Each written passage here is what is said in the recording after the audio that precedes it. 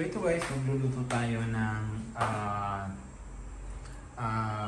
tinolang kinamatisan. So yan, hindi ko baka yun, baka so meron tayong yan ang mga ginisa ko, tapos yung pizza nilalagay ko later on.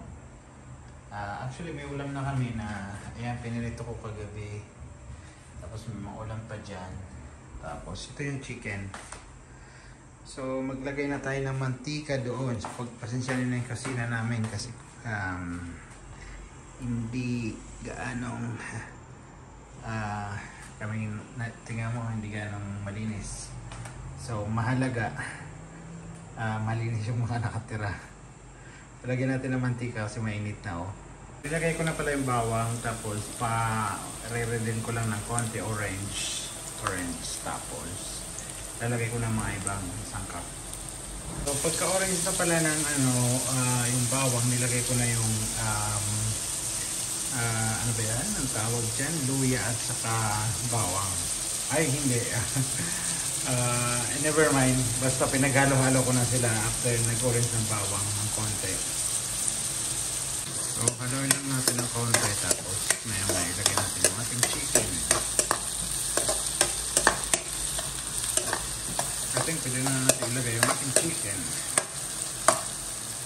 Ilagay natin. So yan, ilagay ko na yung chicken, tapos haluin natin ng konti para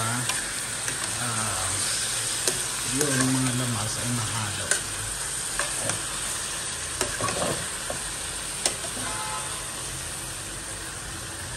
So yan, and center ko lang kasi kumurong.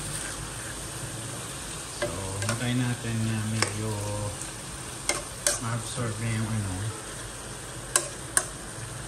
yung lasa ng ating mga sinahog.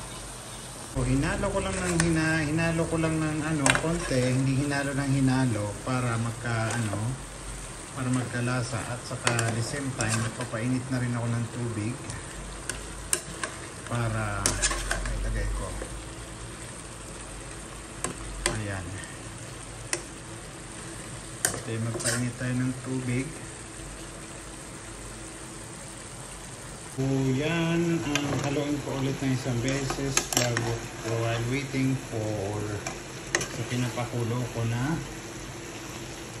tubig, na may init na tubig para ilagay ko dito. Ayan. So ito mo kanya, pwede natin lagyan ng tubig para magkasabaw. Kung pala guys, lalagyan ko rin siya ng tubig. Ayan. Mainit na tubig to para magkasabaw.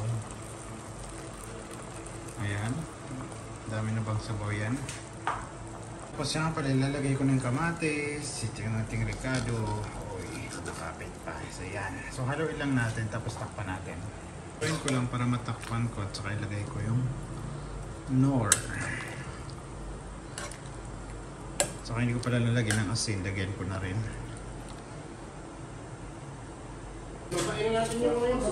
Dito ka lang kaya?